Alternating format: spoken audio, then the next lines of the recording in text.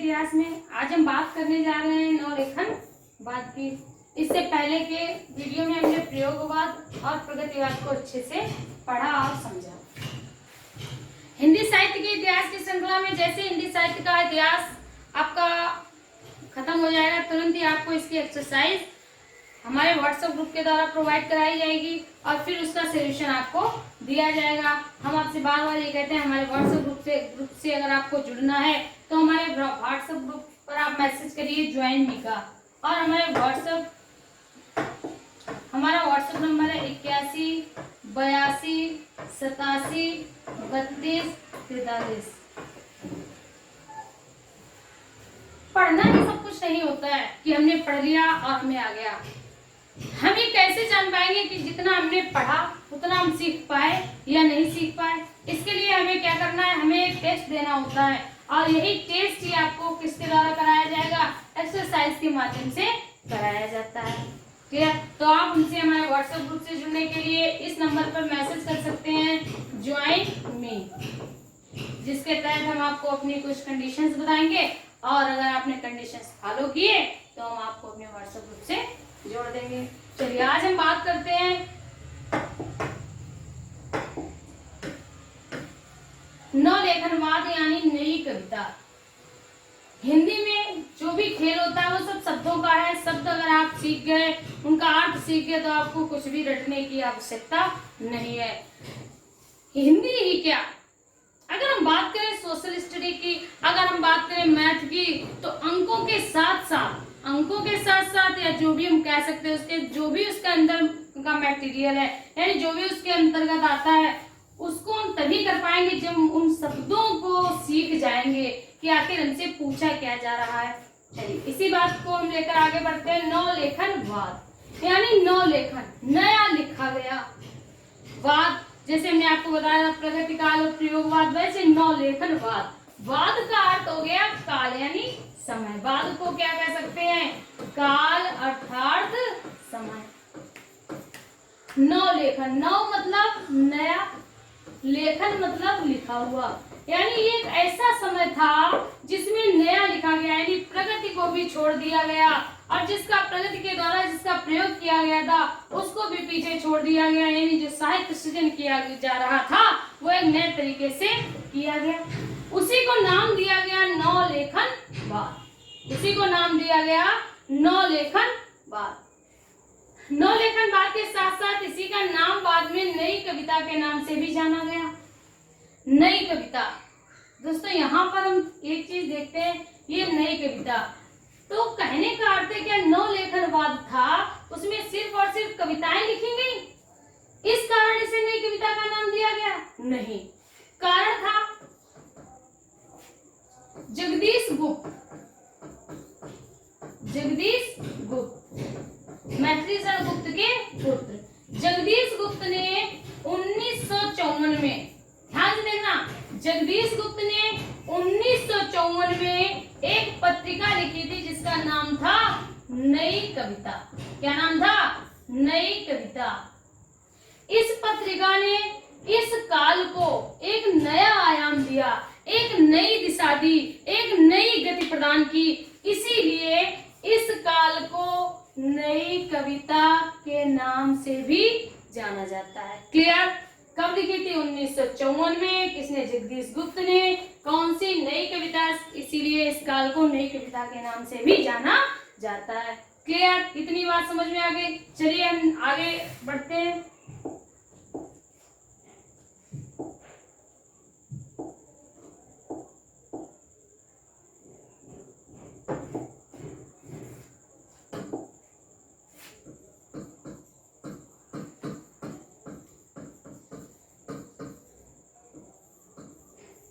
नवलेखनवाद बहुत ही ध्यान से पढ़ना है।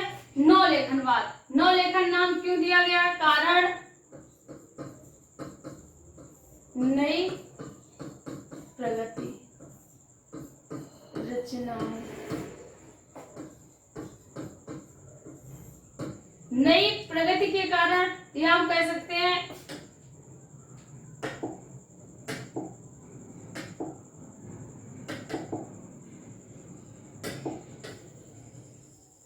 इसे बदल देते हैं। इस समय साहित्य सृजन का तरीका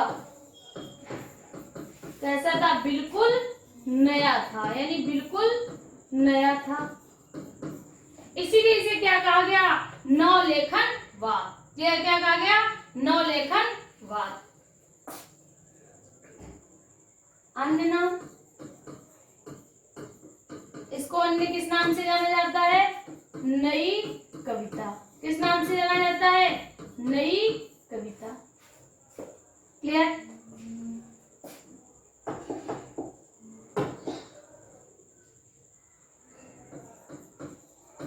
नई कविता नाम किसने दिया? यानी इस काल को अगर नई कविता कहा था तो किसने कहा था? याद रखना, अज्ञे जी ने कहा था। किसने कहा था? अज्ञे जी ने। कारण क्या था? नई कविता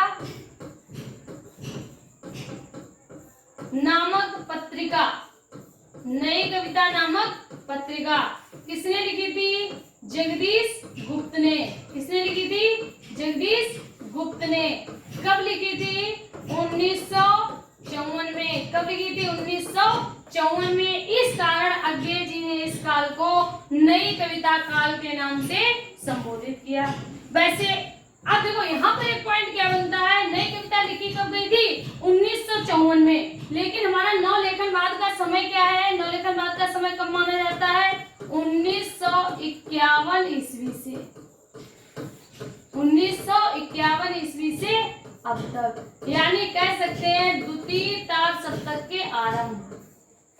द्वितीय तार सप्तक के प्रारंभ। क्लियर? यानी जहां से हमारा द्वितीय तार सप्तक प्रारंभ हुआ वहीं से नवलेखनवाद का आरंभ माना जाता है। नेक्स्ट पॉइंट, द्वितीय तार सप्तक। द्वितीय तार सप्तक कब गठित हुआ? यानी जो द्वितीय तार सप्तक था वो क्या था? यानी अब क्या हुआ? दूसरे 7 कवियों को ले लिया गया। तार सप्तक यानी तार कवि, सप्तक मतलब 7 कवियों का समूह जो दोबारा गठित किया गया उसे क्या कहा गया? द्वितीय तार सप्तक। क्लियर? द्वितीय तार सप्तक की स्थापना कब हुई? 1951 में। कब हुई थी? 1951 में। इसके अंतर्गत वही कवि आए जो हमारे नवलेखनवाद के कवि थे। इसके अलावा कुछ और कवि भी हुए जिसमें मुख्य रूप से नाम किसका जाना जाता है? जगदीश गुप्त का। किसका जाना जाता है? जगदीश गुप्त का। इसीलिए जगदीश गुप्त को ही नवलेखनवाद का प्रवर्तक भी माना जाता है। नवलेखनवाद का प्रवर्तक जगदीश गुप्त को। अब बात करते हैं द्वितीय तार सप्तक में कौन कौन से कवि आते हैं। जैसा हम आपको बताया वैसे आपने याद किया तो आप कभी उसे मिलाएंगे नहीं, कभी आप उसे मिलाएंगे नहीं। सबसे पहले बात करते हैं, पहले कवि थे धर्मवीर। यहाँ पहला दूसरा क्रम नहीं है, आपको याद करने की दृष्टि बता रहे हैं। धर्मवीर भारती। दूसरे थे रघुवीर सहाय। दूसरे कवि कौन थे? रघुवीर सहाय। हरिनारायण व्यास। हरिनारायण व्यास।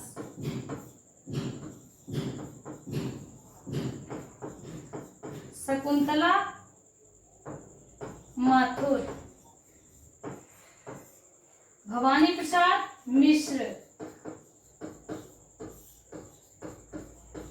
भवानी प्रसाद मिश्र। शमशेर बहादुर।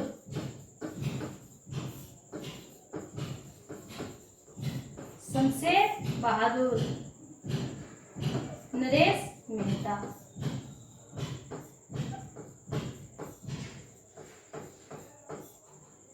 ये 7 कवि आपके द्वितीय तार सप्तक के जो कि 1951 में गठित हुआ था। अब आपको वाइट ट्रिक से हम आपको याद करा देंगे 7 नाम। पहली तार सप्तक के कवि कौन थे? याद करो, अज्ञे राम ने गज पर गिरा दी भारती, याद कराया था ना हमने आपको। उसमें कहा भारती मतलब भारत भूषण, यहाँ धर्मवीर भारती है तो इनका नाम हम अलग से याद कराएंगे। जैसे अब हम आपको द्वितीय तार की ट्रिक बताने जा रहे हैं, ध्यान से सुनना है। वैसे ही क्या करेंगे, सबके नामों का पहला अक्षर लेते जाएंगे। यहाँ हम लिखेंगे धर्मराज, धर्मवीर की जगह क्या लिख देंगे, धर्मराज। क्लियर? धर्मराज कौन, रघुवीर, कौन, रघुवीर। रघुवीर किसे कहा जाता है, भगवान राम को भी रघुवीर कहा जाता है। हरि नारायण, धर्मराज, रघुवीर, हरि, शकुंतला, हरि से हरि नारायण, शकुंतला से शकुंतला। क्लियर? शकुंतला, यानी 4 नाम आपको याद हो गए, धर्मराज, धर्मवीर भारती, रघुवीर सहाय, हरिनारायण व्यास, शकुंतला माथुर। क्लियर? यानी 1 2 3 4, 4 कवि कौन कौन से, सबसे पहले धर्मराज, रघुवीर, हरिनारायण, शकुंतला। इसके बाद नेक्स्ट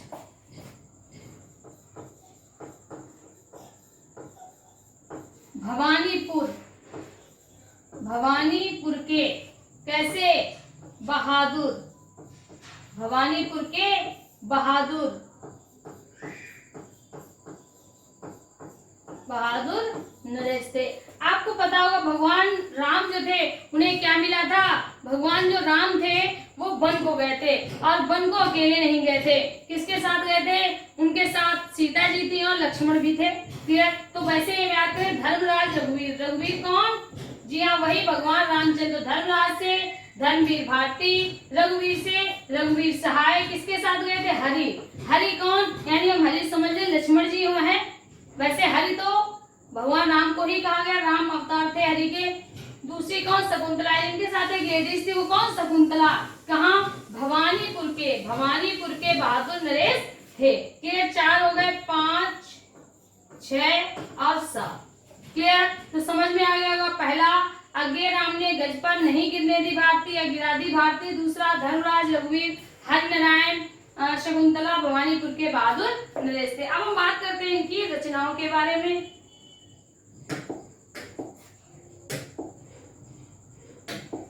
सबसे पहले बात करते हैं धर्मवीर भारती की। किसकी बात करेंगे, धर्मवीर भारती।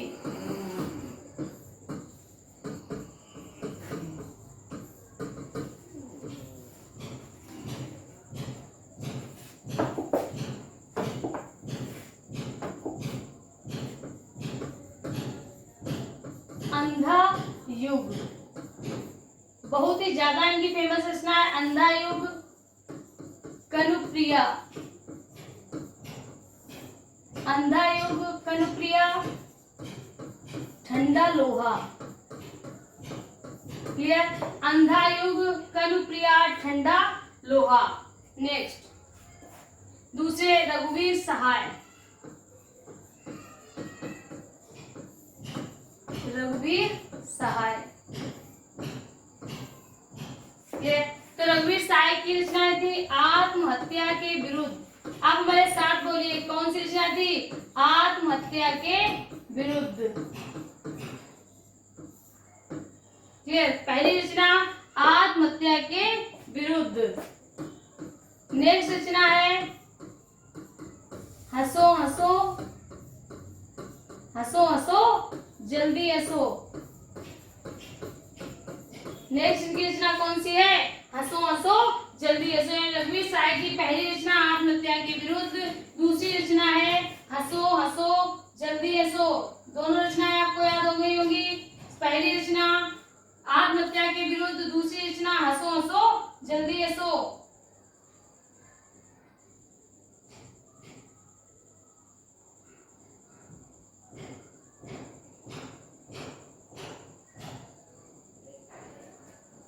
क्लियर? नेक्स्ट, धर्मवीर, धर्मवीर रघुवीर या धर्मराज रघुवीर, रघुवीर सहाय। क्लियर?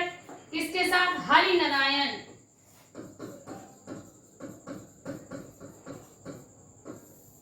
हरिनारायण व्यास। कौन थे, हरिनारायण व्यास। हरिनारायण व्यास, मृग और तृष्णा, मृग और तृष्णा। क्लियर? झुके बादल, उठे बादल, झुके बादल, उठे बादल।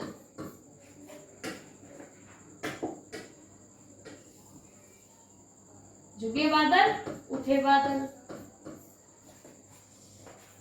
नेक्स्ट है शकुंतला माथुर, नेक्स्ट है शकुंतला माथुर। चांदनी और चूनर, उनकी रचना चांदनी और चूनर। नेक्स्ट रचना है दोपहरी, नेक्स्ट रचना है इनकी सुनसान गाड़ी। कौन सी है? सुनसान गाड़ी। तो हमने आपको 7 नाम बताए थे। 7 नाम कौन थे? धर्मराज, पहला नाम क्या था? धर्मराज। क्लियर? दूसरा नाम क्या था? रघुवीर। हरिनारायण, शकुंतला माथुर। नेक्स्ट कौन थे? भवानी प्रसाद। क्लियर? तो नेक्स्ट नाम किसका आता है? भवानी प्रसाद मिश्र। कौन सा है? भवानी प्रसाद मिश्र। क्लियर? कौन सा है? भवानी प्रसाद मिश्र। भवानी प्रसाद मिश्र की है सतपुड़ा के जंगल। कौन सी रचना है? सतपुड़ा के जंगल। नेक्स्ट है बुनी हुई रस्सी, बुनी हुई रस्सी। बुनी हुई रस्सी पर इनको साहित्य अकादमी पुरस्कार मिला है। बुनी हुई रस्सी पर साहित्य अकादमी पुरस्कार प्राप्त हुआ है। क्लियर? तो सतपुड़ा के जंगल, बुनी हुई रस्सी, कमल के फूल, कमल के फूल, कालजयी। धर्मराज, रघुवीर, हरिनारायण, शकुंतला माथुर भवानीपुर के बहादुर नरेश थे। कैसे थे? बहादुर नरेश। 7 नाम हो गए होंगे। 1 2 3 4 5 6 7। क्लियर? तो इसके बाद नाम आता है शमशेर बहादुर, शमशेर बहादुर।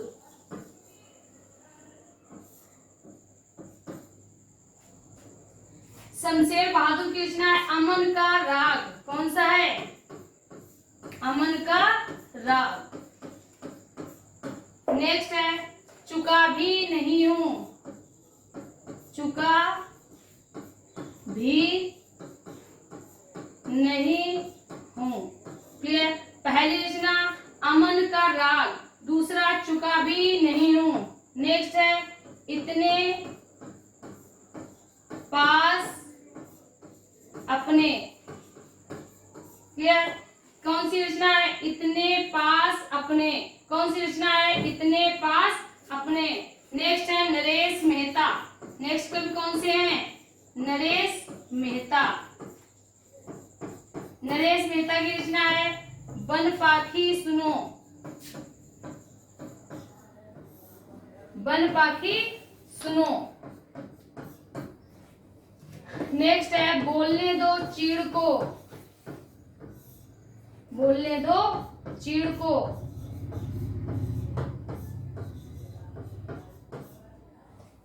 क्लियर? इनकी 2 प्रमुख रचनाएं, प्रमुख रचनाओं के बारे में ही बता रहे हैं, वन पाखी सुनो और बोलने दो चीड़ को। क्लियर? यहाँ पर एक बात आप और याद रखना कि जो नरेश मेहता थे, नरेश मेहता को भी ज्ञानपीठ पुरस्कार मिला। कौन सा पुरस्कार मिला? ज्ञानपीठ पुरस्कार। ये पुरस्कार किसी रचना पर नहीं मिला, साहित्य के संपूर्ण सृजन पर मिला। क्योंकि 1982 के बाद ये साहित्य, ये जो पुरस्कार था वो संपूर्ण साहित्य के लिए दिया जाने लगा था। क्लियर? कब दिया गया था? तो 1992 में। कब दिया गया था? 1992 में। भवानी प्रसाद को साहित्य अकादमी पुरस्कार किस पर मिला था? बुनी हुई रस्सी। किस पर मिला था? बुनी हुई रस्सी पर। कब दिया गया था? कब दिया गया था, याद करो। दिनकर को ज्ञानपीठ कब मिला? दिनकर को ज्ञानपीठ 1972। तो ये भी कब मिला था? 1972 को। ये कब मिला था? 1992 में। क्लियर? तो आशा करते हैं कि आपको मेरी बात अच्छे से समझ में आ गई होगी। फिर से आपसे वही कहना चाहेंगे कि अगर आपको वीडियो अच्छा लगता है तो उसे शेयर करें, कमेंट करें और लाइक करें। और ज्यादा से ज्यादा कोशिश ये करिए कि ज्यादा से ज्यादा आप शेयर करें, क्योंकि आप जितना अधिक से अधिक शेयर करेंगे उतना अधिक से अधिक हमें कुछ नहीं मिलता है, हमें सिर्फ और सिर्फ मिलता है तो मोटिवेशन। क्लियर? थैंक यू दोस्तों।